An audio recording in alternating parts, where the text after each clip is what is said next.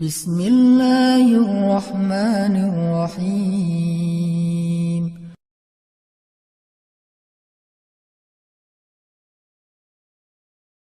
Dan maka makan dan minumlah dan bersenang hatilah engkau wahai Maryam. Dan jika engkau bertemu dengan seseorang, katakanlah sesungguhnya saya telah berazam untuk berpuasa pada hari ini dan saya tidak akan berbicara dengan manusia pada hari ini. Lalu Maryam pun datang kepada kaumnya sambil menggendong bayinya. Kaumnya berkata, "Wahai Maryam, engkau datang kepada kami dengan membawa," kalau bahasa kita itu pembawa apa istilahnya? Sial. Apa ya? Dengan membawa keburukan. Jadi kayak dianggap pembawa kesialan. "Wahai saudari Harun, sesungguhnya ayahmu bukanlah seorang yang nista ataupun pendosa, dan begitu juga dengan ibumu bukanlah perempuan yang hina." Lalu Maryam memberi isyarat, fa'asyarat ilaih, memberi isyarat dengan menunjuk ke arah bayinya. Lalu mereka berkata, "Bagaimana kami akan berbicara dengan seorang bayi yang masih digendong oleh ibunya?" Maksudnya masih terlalu kecil. Ini adalah cuplikan adegan Maryam ketika baru pulang kampung. Jadi ceritanya di ayat sebelumnya, ketika kandungan Maryam semakin besar dan nggak bisa disembunyikan dari penglihatan manusia, Maryam pun pergi menjauh ke sebuah tempat yang tidak ada siapa-siapa. Fahamalathu fantabadat bihi makanan qasiyya. Dia menjauh, mengucilkan diri ke tempat yang nggak dilihat oleh siapa-siapa sampai melahirkan. Jadi kurang lebih sekitar 3 bulan 4 bulan Maryam nggak ada di Al-Quds, nggak ada di di Masjidil Aqsa dan sekitarnya. Dia pergi mengasingkan dirinya supaya tidak ada yang menghujat Maryam karena ngelihat perutnya sudah semakin besar dan dia nggak punya suami. Setelah melahirkan, akhirnya Allah perintahkan Maryam untuk pulang. Setelah Allah ngasih makan, minum dan kebahagiaan buat Maryam, fakuli washrobi wa qarri aina, dengan adegan korma yang menjatuhkan buah-buah rutop dan seterusnya, pulanglah Maryam. Nah, Maryam tahu ketika dia pulang dengan membawa bayi, dia pasti akan dihujat, dicela, dicaci maki, dibully oleh kaumnya. Lalu Allah memberi kepada Maryam bekal. Gimana cara ngadepin yang kayak gitu-gitu? Kata Allah, kalau kamu ketemu manusia, ketemu orang-orang, ketemu kaummu, bilang ke mereka, saya tidak berdebat hari ini. Saya nggak akan berdebat. Jadi dia tetap bisa ngomong. Tapi dia bilang, saya nggak akan berdebat. Saya nggak akan bicara dengan siapapun hari ini karena saya sudah bernazar untuk diam. Bilang kayak gitu kepada kaummu. Maka fa'atat bihi qaumaha tahmiluh. Maka datanglah Maryam kepada Al-Quds, kepada kota Al-Quds dengan membawa bayinya yang digendong. Datang. Baru dari ujung kota kelihatan Maryam, muncullah orang-orang Bani Israel semuanya rame di pasar-pasar mereka, semuanya menghadang Maryam. Maryam tiba-tiba dihadang di gerbang kota Al-Quds. Gak boleh masuk kota Al-Quds. Tadinya ada yang satu orang lihat, Maryam, langsung dia datang ke kota, dia umumkan ke semua orang, wahai Bani Israel, perempuan yang hina yang kita cari-cari sekarang sudah datang membawa bayi haramnya, membawa bayi selingkuhnya, membawa bayi hasil zinanya. Akhirnya orang-orang yang ada di Masjidil Aqsa, yang ada di rumah-rumah, yang ada di pasar, semuanya berkumpul di depan gerbang kota. Menghalang Maryam masuk. Kebayang gak perasaan Maryam? Padahal dia itu lahir di situ, dia beribadah di situ, ayahnya orang situ, ulama pula, pamannya nabi pula di situ, tapi dia sekarang dihadang oleh semua penduduk Al-Aqsa, penduduk Al-Quds, Bani Israel. Ketika Maryam mendekat, mereka mengatakan, "Ya Maryam, laqad ji'ti syai'an fariya." Ini bahasa Al-Quran. Kalau aslinya lebih tercela daripada ini, karena ini bahasa Al-Quran yang tinggi, Allah menggunakan bahasa simbolik saja. Yang terjadi, mereka mencela Maryam. Mereka bilang, "Maryam, kamu pembawa sial. Maryam, kamu perempuan hina. Maryam, kamu tukang zina. Maryam, kamu selingkuh. Maryam, kamu ternyata pelakor, segala macam." Kebayang gak seorang perempuan yang mulia dituduh dengan kata-kata kayak gini? Sedih, pengen jawab, pengen bilang, saya ini gak pernah berbuat dosa. Ini nih Allah yang ngasih kepada saya gak punya suami dan saya diberikan anak yang suci dan segala macam. Enggak. Tanya kepada Zakaria kalau nggak percaya, saya punya buktinya segala macam. Nggak usah, diam aja. Maryam bisa ngomong kalau mau. Maryam by the way adalah perempuan secerdas Sayyidah Aisyah. Dia itu kayak Aisyah cerdasnya, kayak Khadijah bijaksananya, kayak Fatimah lembutnya, kayak Asiyah sabarnya. Maryam itu istimewa. Sampai sebagian ulama mengatakan Maryam satu-satunya nabi dari perempuan. Satu-satunya nabi dari golongan perempuan. Sebagian kecil ulama ada yang menyebutkan demikian. Sehingga mereka menyebut Maryam alaihassalam. Saking Maryam ini keren banget, istimewa banget. Tapi jumhur ulama sejarah mengatakan Maryam bukan nabi, tapi dia perempuan solehah, orang soleh, bahkan satu dari 4 perempuan sempurna di muka bumi dan tidak ada yang kelima. Cuman ada 4. Kamula minar rijali katsir, kata Nabi. Laki-laki yang sempurna itu banyak, yaitu para rasul dan para nabi. Walam yakmul minan nisa illa arba'ah, tidak ada perempuan yang sempurna kecuali 4. Asiyah istri Fir'aun, kemudian Maryam anaknya Imran, kemudian Khadijah istri Rasulullah dan Fatimah bintu Rasulullah. Artinya Maryam ini istimewa banget. Dia kalau mau argumen, dalilnya lebih banyak daripada para rabi-rabi Yahudi yang ada di situ. Karena ketika Maryam dulu berkhidmat di Masjid Aqsa, Maryam itu nggak belajar seperti yang lain-lain. Karena kan dulu orang Bani Israel itu paling anti sama cewek ya. Buat mereka perempuan itu kasta kedua. Seolah-olah perempuan itu nggak punya hak yang sama dengan laki-laki. Laki-laki punya hak belajar di Masjid Aqsa, perempuan nggak boleh. Ini kesenjangan gender di masa Bani Israel dulu. Jadi kalau ada yang mau nuduh Islam sebagai tidak memperhatikan masalah gender, dia harusnya baca sejarah. Justru Islam, Al-Quran, Taurat, Injil mengangkat perempuan untuk setara dengan laki-laki. Awalnya perempuan itu hina di masyarakat Bani Israel, dianggap pembawa sial. Sampai masyarakat jahiliyah sebelum Islam datang, apa yang terjadi dengan bayi perempuan? Dibenamkan dalam pasir hidup-hidup, dibunuh, dilempar dari bukit supaya mati langsung seketika. Kenapa? Termasuk Umar pernah membunuh bayi perempuan. Umar radhiyallahu an. Kenapa dia sedih banget? Karena dia ingat masa lalu ketika dia pernah membunuh bayi perempuan. Kenapa mereka membunuh bayi perempuan? Karena dianggap perempuan ini membawa sial. Tapi datang Islam mengubah tradisi itu, mengubah persepsi publik. Yang tadinya perempuan dianggap hina, dalam Islam dikatakan surga ada di bawah telapak kaki ibu. Muncul harga diri perempuan naik. Apalagi sebaik-baik kalian yang paling baik untuk istrinya dan aku yang paling baik untuk istriku di antara kalian. Muncul lagi hadis, kalau seandainya laki-laki mau bersabar terhadap istrinya, maka harusnya dia bersabar 70 kali sehari kalau dia disakiti oleh istrinya. Yang ke-71 baru dia boleh marah. 70 belum boleh marah. Jadi perempuan, ibu-ibu, istri kalau mau bikin suaminya sebel sampai 69. Atau 70 boleh lah. Tapi yang ke-71, nah ini udah layak dimarahin. Tapi kan gak pernah ada sampai 70 kan. Paling juga 10%-nya lah, 7 kali sehari. Dan itu istiqomah setiap hari. Hari ini kok kamu gini lagi sih, kemarin udah beda hari. Jadi beda hitungannya, 0 lagi mulai dari awal. Tapi nanti ada hadis penyeimbang. Nabi itu kan bijaksana banget. Yang diajarin bukan cewek doang, cowok juga diajarin.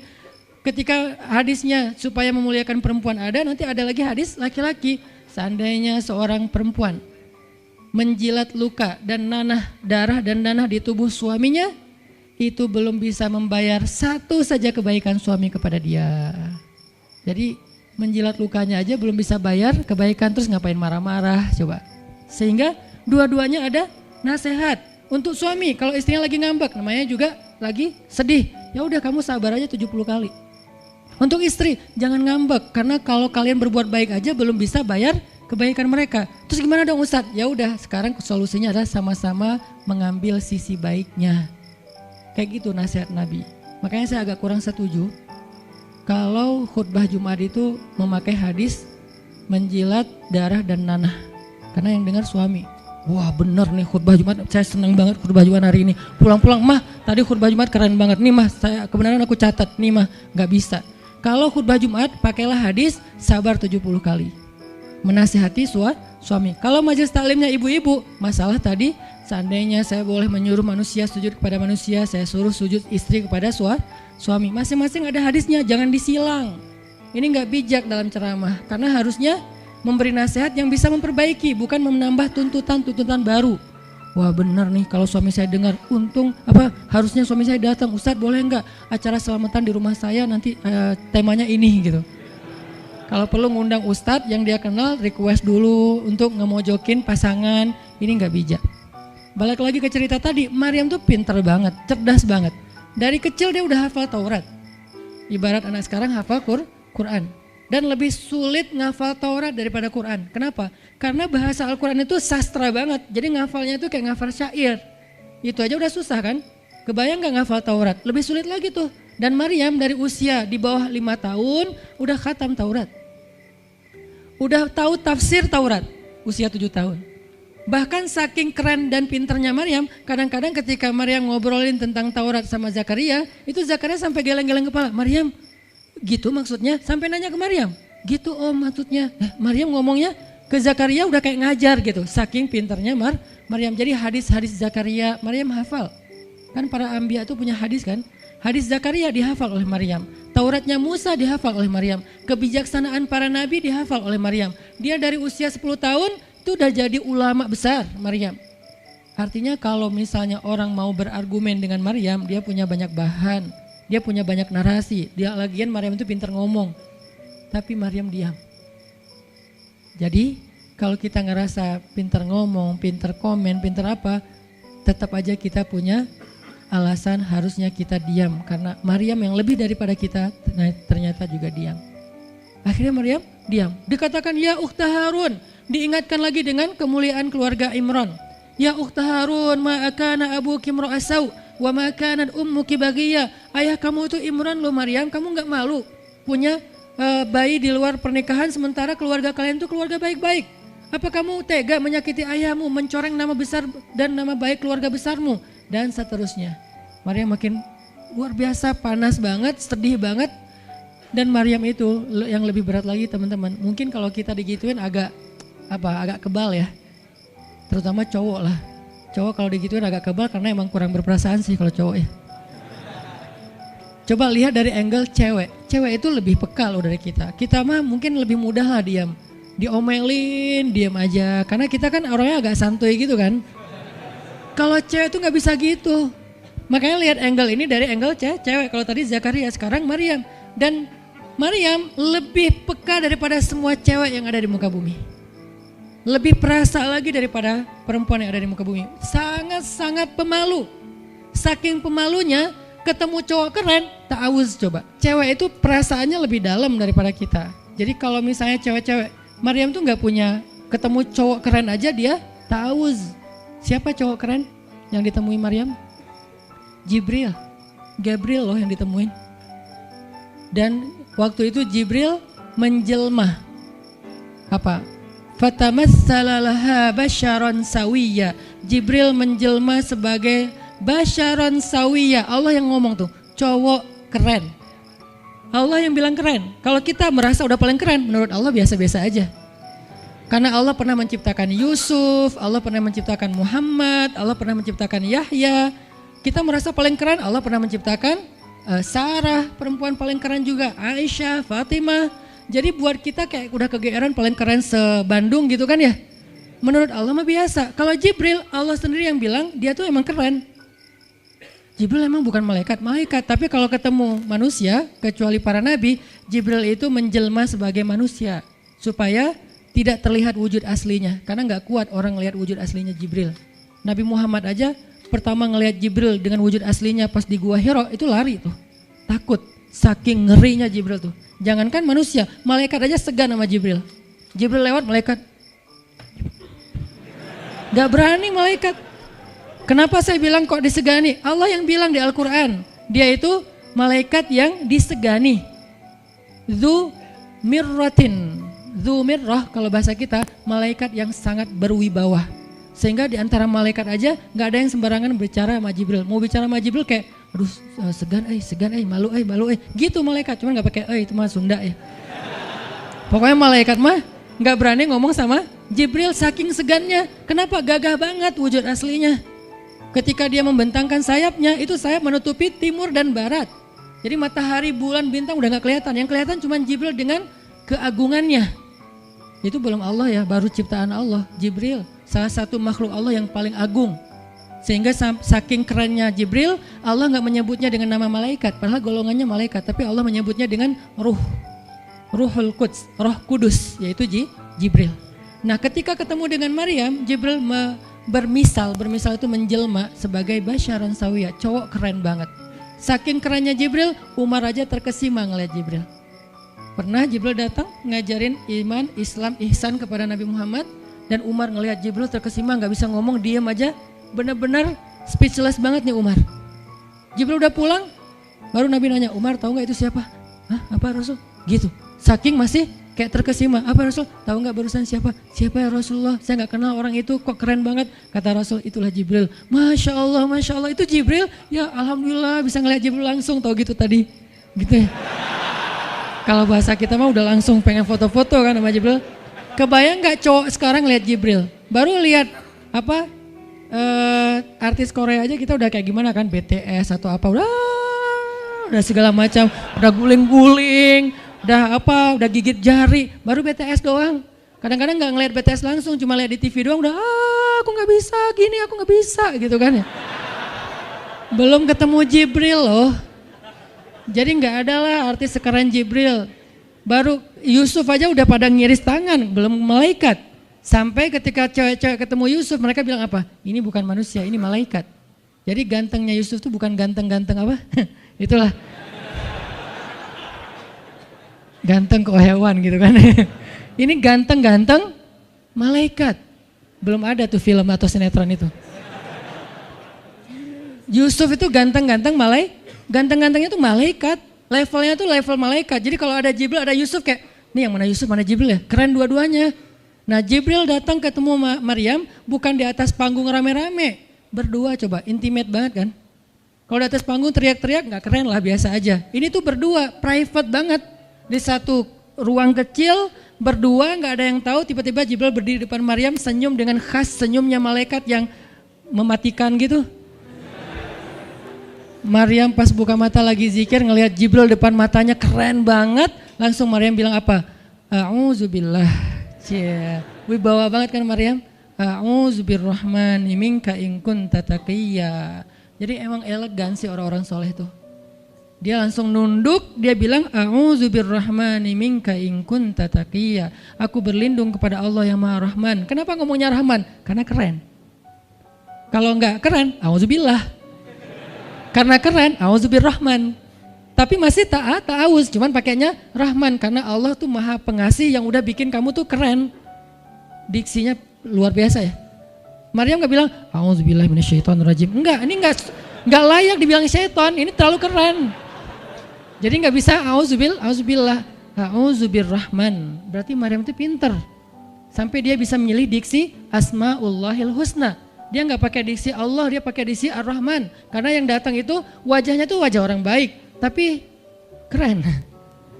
Akhirnya, A'udzubirrahmani minka in kunta taqiyya, kata Maryam. Jibril juga elegan, faham maksud Maryam. Maksudnya, kamu siapa? Itu pertanyaannya. Maryam nggak nanya, kamu siapa ya? Enggak gitu.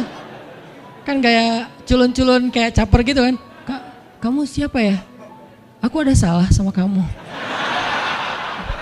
Enggak gitu sih Maryam ngomongnya. Saking elegannya Maryam, dia nanya kamu siapa tapi pakai kalimat zikir. Keren gak sih? Kita kadang-kadang zikir A'udzubirrahmani minka in kunta taqiyya. Artinya apa Mbak? Sama-sama gak elegan ya. Kalau Maryam sama Jibril dua-duanya elegan. Bahasa orang elegan tuh emang banyak kode sih. Jadi kita mah yang polos-polos kayak gini, yang remeh-remeh rempeyek gak jelas gini, ya nggak akan paham kalau nggak baca tafsir. Makanya kalau mau theater of mind, baca Quran itu pakai tafsir, pakai kisah, baru kita ngerti kondisinya. Oh gitu banget ya, dahsyat banget ya kejadian waktu itu. Jibril datang dengan wujud yang kerennya. Maryam pengen nanya kamu siapa? Kok tiba-tiba masuk ruangan saya? Tapi bahasanya A'udzubirrahmani minka in kunta taqiyya. Aku berlindung kepada Allah yang maha baik darimu kalau kamu takut kepada Allah. Maksudnya kamu siapa? Takut gak kamu sama Allah? Baru Jibril mengatakan, saya adalah utusan Allah, berarti malaikat, untuk memberi kabar kepadamu kalau kamu akan punya anak. Baru Maryam melihat, gimana saya punya anak? Ya udah ada obrolan nih. Dan mereka udah biasa aja, oh Jibril, saya kira siapa? Udahlah, gak mungkin. Artinya Udah kayak gitu nih kesolehan Maryam. Artinya Maryam itu orang yang sangat peka banget, perasaannya dalam banget. Terus nanti ketika Maryam melahirkan anak, tahu nggak kata-kata Maryam apa? Ya laitani mittu qabla hadza wa kuntu nasyam mansiya. Saat Maryam merasakan sakitnya kontraksi, mau melahirkan Isa, Maryam itu sambil kontraksi sambil bilang, ya laitani mitu qabla hadza wa kuntu nasyan mansiya. Aduhai seandainya saya mati aja sebelum kejadian ini dan saya dilupakan oleh manusia seolah-olah saya tidak pernah ada. Kenapa Maryam ngomong kayak gini? Maryam ngebayangin betapa malunya dia nanti kalau harus membawa bayinya ketemu Bani Israel yang pada bawel. Bani Israel itu terkenal kaum yang paling bawel. Bawelnya banget. Kalau kita baca Al-Baqarah itu isinya kebawelan Bani Israel. Kata Nabi Musa, sembelihlah Al-Baqarah. Al-Baqarah itu kan banyak, yang warna apa? Cari yang warnanya bersih. Yang bersih kan juga ada belang-belangnya nggak dikit.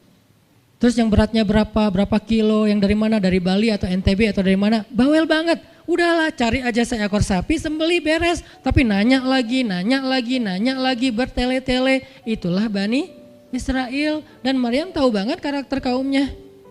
Jangankan dengan fitnah kayak gini nih, ketemu Nabi yang udah menyampaikan hal yang benar aja, itu di debatnya tuh habis-habisan. Apalagi dengan kondisi Maryam. Makanya Maryam takut banget, dia nggak kuat menanggung malu. Kalau kita mungkin masih kuat lah nanggung malu, kadang-kadang malah malu-maluin gitu kan.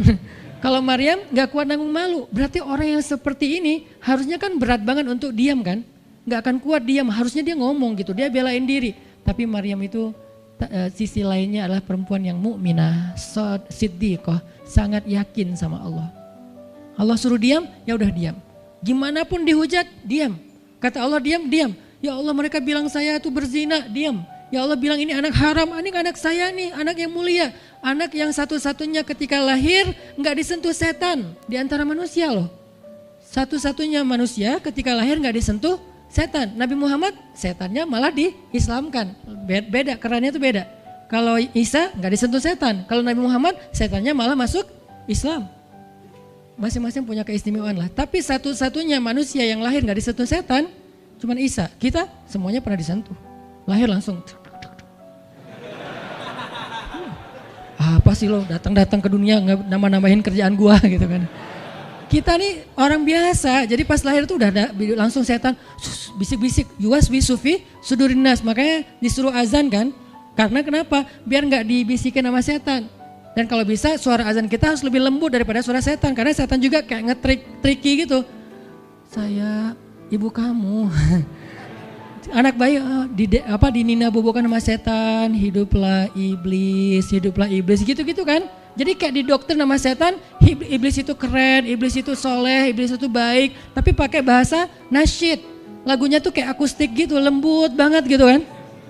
Makanya suara muazin kalau azanin anaknya yang lembut. Jangan azan Allahu Akbar, asyhadu an la ilaha illallah. Dia malas ke masjid nanti kalau udah dewasa. Kenapa? Gue malas banget dengan suara ini nih. Salahnya siapa coba? Salah ayahnya. Belajar azan di Al-Latif sama Muzammil sama Teras Tahfiz biar azannya tuh kayak Allahu Akbar. Bayinya senyum-senyum. Ntar gue bisa lebih dari itu. Canda. Intinya adalah Maryam itu pemalu banget. Jadi dia bisa banget untuk ngebales, tapi dia diam. Sampai akhirnya fa'asyarat ilaih, dia memberi isyarat. Arti memberi isyarat, dia nunjuk ke arah Isa alaihissalam yang masih digendong, kalau kalian mau ngomong aja sama bayinya. Allah yang nyuruh kayak gitu. Makin kayak marah dan makin menjadi-jadi orang Bani Israel ketika Maryam memberi isyarat nunjuk ke arah Isa. Mereka bilang, "Ya Maryam, kamu udah gila apa? Sekarang kamu nyuruh kami bicara dengan bayi yang masih dalam gendongan ibunya?" Benar, Maryam tuh ternyata udah stres gila. Dia gara-gara ditinggal sama selingkuhannya, sekarang dia jadi orang gila. Wah, luar biasa tuduhan kepada Maryam. Maryam diam aja sedih, nahan air mata. Tapi bukan emotikon yang menggenang air mata di sini ya. Nahan aja air mata sampai kemudian Allah datangkan keajaiban, jadikan bayinya bicara. Qala Isa bicara. Panjang lagi omongannya Isa. ibuku ini baik, ibuku begini-begini, saya itu hamba Allah, saya itu anak yang suci, saya itu begini-begini, sampai beres baru mereka pada pulang karena mereka merasa terbantahkan semua tuduhan palsu mereka kepada Maryam. Masuklah Maryam, disambut mulia oleh beberapa orang. Maryam itu perempuan mulia, Allah mendatangkan dia sebagai keberkahan. Tadi dituduh pembawa sial, sekarang disebut pembawa berkah. Mulailah Maryam terkenal. Isa dididik, kemana Isa pergi, anak-anak kecil segengnya Isa pengen jadi temannya Isa. Gue temannya Isa lo, gue temannya Isa lo. Gak lama kemudian Isa jadi temannya Yahya. Ketika dia udah bisa main sama Yahya, main berdua sama Yahya. Kemana-mana berdua, Yahya, Isa. Tapi usianya agak jauh berbeda. Ketika Yahya udah masuk SD, Isa barulah lahir. Jadi kayak agak sekitar 7-10 tahun lah kurang lebih mereka jarak usianya. Tapi pas Isa udah remaja, mereka udah nyambung ngobrol. Nah, kelebihan masing-masing, kalau Yahya ini penghafal kitab Taurat, datang Isa, Yahya menghafal kitab Injil. Yahya Nabi, Isa Rasul, satu level di atas Nabi. Kalau Nabi mengikuti ajaran Rasul sebelumnya, kalau Rasul membawa ajaran baru. Jadi sebelum Isa lahir, Yahya mengikuti ajaran Musa dengan kitab Tauratnya. Setelah Isa lahir, Yahya mengikuti ajaran Isa dengan kitab Injilnya. Jadi bisa dibilang Nabi yang mengikuti dua ajaran Rasul, Yahya alaihissalam. Dia menghafal dua kitab suci sekaligus, Taurat dan Injil. Perempuan Maryam radhiyallahu anha, dia menghafal kitab Taurat dan Injil dari anaknya sendiri. Inilah kisah Maryam yang mendapatkan keajaiban dengan cara diam.